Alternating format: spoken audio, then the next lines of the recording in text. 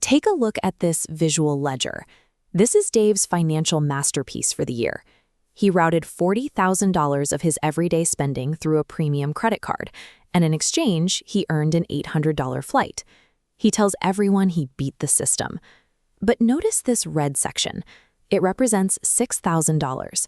This is the overspending Dave accrued, a 15% increase over his baseline budget.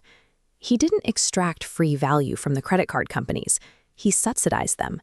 He effectively paid $6,000 for an $800 plane ticket, and the bank sent him a congratulatory email for doing it. Extremely intelligent people walk around every day, carrying wallets full of heavy metal carts, convinced they are outsmarting multi-billion-dollar financial institutions. Instead, they are falling for a heavily engineered system of behavioral manipulation that silently drains their wealth. To understand why Dave and millions of others fall into this trap, we have to look at the biological foundation of spending. This is the exact science the entire credit card industry is built upon. When you hand over physical cash for a purchase, your brain registers a specific response in the insula. That is the exact same region of the brain that processes physical discomfort. The visceral weight of parting with physical money acts as a biological brake on your impulses. Credit cards introduce a concept called payment abstraction. When you tap that plastic, the brain registers no resistance. The friction of the transaction completely disappears. This comparative chart shows the real-world result of bypassing your biological defense mechanisms. When you remove the pain of paying, consumer spending spikes 23% on average, compared to using cash. Travel rewards programs transform the act of swiping plastic into the act of earning points. This transition makes the numbness of payment abstraction even more pronounced. This triggers a psychological trap known as mental accounting.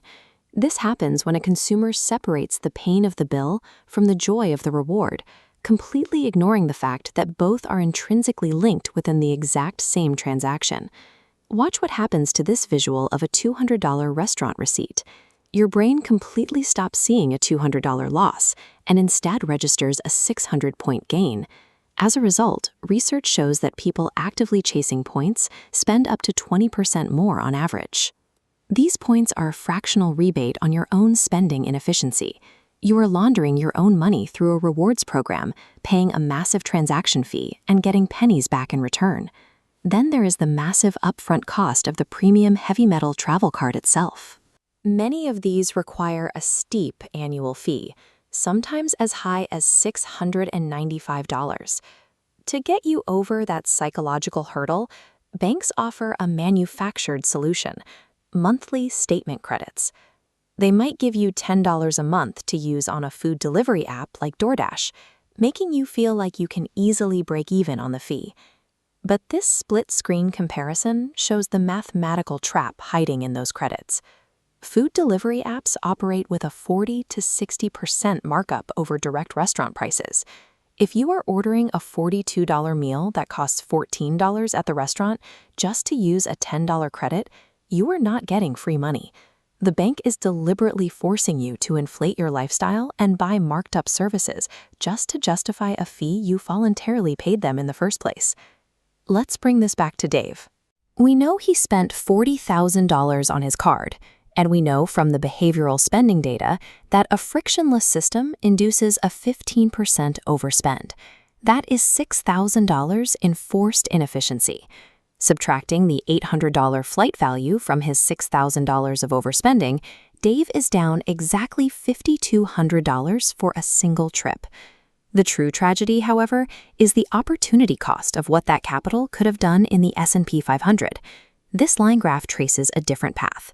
If he felt the pain of using cash, avoided overspending, and invested that initial $6,000, it compounds into tens of thousands of dollars in future retirement wealth over 30 years. Dave traded a massive piece of his long-term financial freedom for a temporary coach ticket to Paris and a false sense of superiority. You cannot beat an engineered financial game when the other side employs thousands of data scientists, psychologists, and actuaries who see all your cards. So try a different approach.